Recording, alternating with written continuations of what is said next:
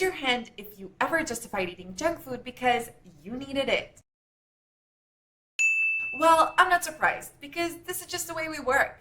In 1957, Leon Festinger popularized the term cognitive dissonance. In essence, it's the mental discomfort we feel once we hold two contradictory beliefs, values, or attitudes. This feeling arises because our brain strives for consistency, which help us to form a stable identity and a clear understanding of the world. In this video, we'll explore the impact of cognitive dissonance on our daily lives, which coping mechanisms our brains use to ease the discomfort, and also find out how to minimize the irrational choices it can cause. This internal conflict not only affects our emotional state, but also has a great impact on our behavior. For instance, once we're confronted with evidence that contradicts our current beliefs, we might become defensive, dismissive, or even hostile towards the opposing viewpoint. This reaction is our attempt to maintain our existing worldview and reduce the amount of discomfort caused by the dissonance. Cognitive dissonance usually happens when we think in one way but behave otherwise.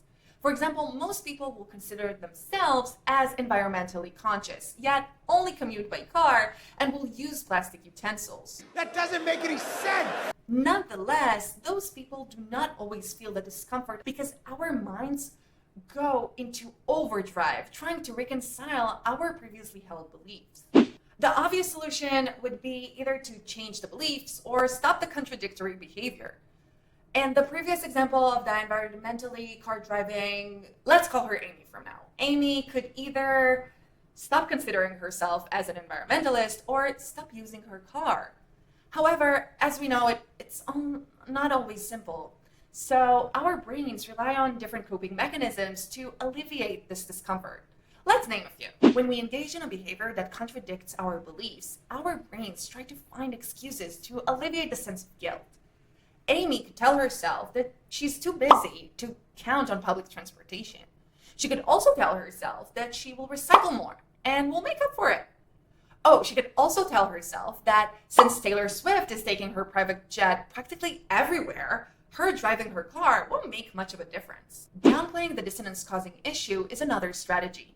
Amy could just tell herself that keeping planet Earth clean isn't urgent because we will have Mars soon. To feel better about her behavior, Amy could seek validation from others who share her beliefs. Reinforcing her viewpoint will reduce the discomfort. Social media is actually a great way to do so. Question: which of those coping mechanisms you use the most? Please share in the comments below. Cognitive dissonance can create a mental blind spot that prevents us from considering alternative perspectives. This, in turn, can perpetuate a cycle of irrational decision-making and reinforce our existing biases. If you find yourself struggle with cognitive dissonance, take a breath and think, how do you want to change? And act accordingly. In addition, seek out contradictory evidence that will broaden your perspective. Over time, you may feel more open to differing opinions. By understanding and recognizing its presence in our daily lives, we can take steps to mitigate the cognitive bias impact and make more informed, rational choices.